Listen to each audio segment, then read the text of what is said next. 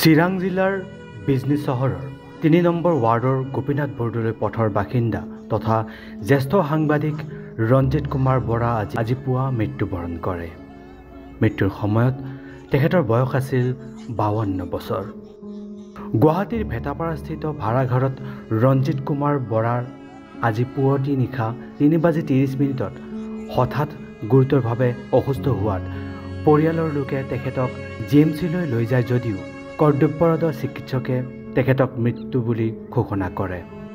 মৃত্যুৰ সময়ত তেখেতৰ পত্নী, এগৰাকী ভগ্নী, মাতৃ, ভাতৃৰ লগতে অলেখ গুণমুগ্ধ লোকক ইহ সংসাৰত এৰি থৈ যায়।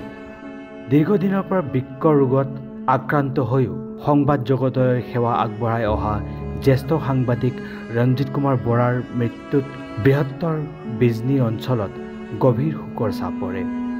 ইফালে জ্যেষ্ঠ সাংবাদিক ৰঞ্জিত কুমাৰ বৰা পূৰ্বতে অসমীয়া প্ৰতিদিন বাতৰি কাকতৰ বিজনীৰ সংবাদদাতা হিচাপে সেৱা আগবঢ়াই পৰৱৰ্তী সময়ত অসমীয়া প্ৰতিদিন বাতৰি কাকতৰ বঙাইগাঁও সংস্কৰণ মুকলিৰ কেইমাহমান পাছত তেওঁ ষ্টাফ ৰিপৰ্টাৰ হিচাপে বঙাইগাঁৱৰ কাৰ্যালয়ত যোগদান কৰি কাকতখনৰ জন্মলগ্নৰ পৰা এটা দশক ধৰি সেৱা আগবঢ়ায়।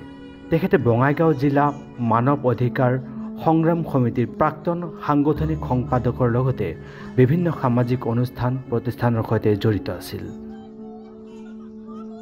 সম্প্ৰতি ৰঞ্জিত কুমাৰ বৰা নিয়মীয়া বাৰ্তা কাকতৰ জ্যেষ্ঠ উপসম্পাদক হিচাপে কৰ্মৰত আছিল। আজি নিশা সাংবাদিক ৰঞ্জিত কুমাৰ বৰাৰ মৃতদেহ বিজনীৰ নিজ বাসগৃহলৈ অনা হয়।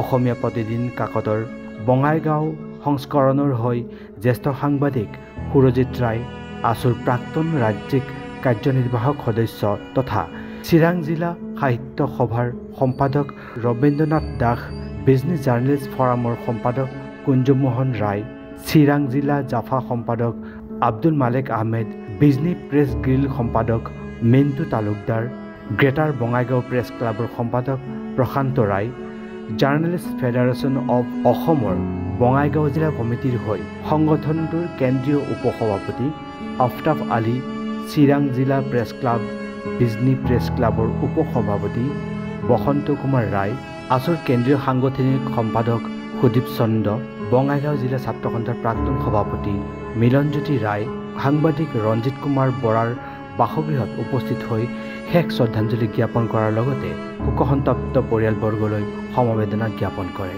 পিছত বিজনীৰ ৰাজহুৱা শ্মশানত শেষকৃত্য সম্পন্ন কৰা হয়। আজিৰ দিনটো সঁচাকৈ আমাৰ কাৰণে অতি দুখৰ দিন, অতি দুৰ্ভাগ্যৰ দিন। আমাৰ জাতীয় স্বাৰ্থৰ হকে সদায় সততা আৰু ন্যায়ৰ পক্ষত থকা এগৰাকী আপোচবিহীন সংগ্ৰামী পুৰুষ। সদায় তেওঁ স্পষ্টবাদী, নিৰ্ভীক আৰু কেতিয়াও আপোচ নকৰা এগৰাকী ব্যক্তি। মোৰ ভাতৃপ্ৰতিম শ্ৰী ৰঞ্জিত বৰাৰ আজি দেহাৱসান হ'ল। আমি অতিকে মৰ্মাহত হৈছোঁ। তেখেতে এসময়ত অসমীয়া প্ৰতিদিন কাকতৰ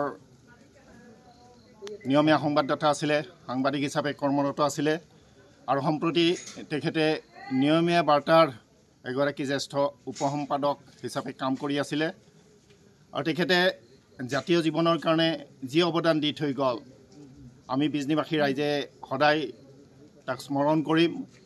আৰু আজি এই দুখৰ দিনত আমাৰ এই ভাতৃপ্ৰতিম, আমাৰ মৰমৰ সংবাদকৰ্মী শ্ৰী ৰঞ্জিত বৰাৰ মৃত্যুত মই গভীৰ দুখ প্ৰকাশ কৰিছোঁ আৰু তেখেতৰ বিদেহী আত্মাৰ চিৰশান্তি কামনা কৰিছোঁ। বিজনী আঞ্চলিক ছাত্ৰ সন্থাৰ একালৰ আছুকৰ্মী আৰু নিৰ্ভীক সাংবাদিক আৰু বিজনী অঞ্চলকে প্ৰমুখ্যে কৰি জাতীয় জীৱনৰ প্ৰতিটো সমস্যাত আমাক অনুপ্ৰেৰণা যোগোৱা আমাৰ আটাইৰে শ্ৰদ্ধাৰ ৰঞ্জিত কুমাৰ বৰা আজি পুৱতি নিশা GMCত শেষ নিশা ত্যাগ কৰে। আমি বিজনী আঞ্চলিক ছাত্ৰ সন্থাৰ পৰা আমি গভীৰ শোক প্ৰকাশ কৰিছোঁ। পৰিয়ালবৰ্গলৈ আমি সমবেদনা জনাইছোঁ আৰু লগতে বিজনী অঞ্চলৰ কাৰণে এক আপুৰুগীয়া ক্ষতি।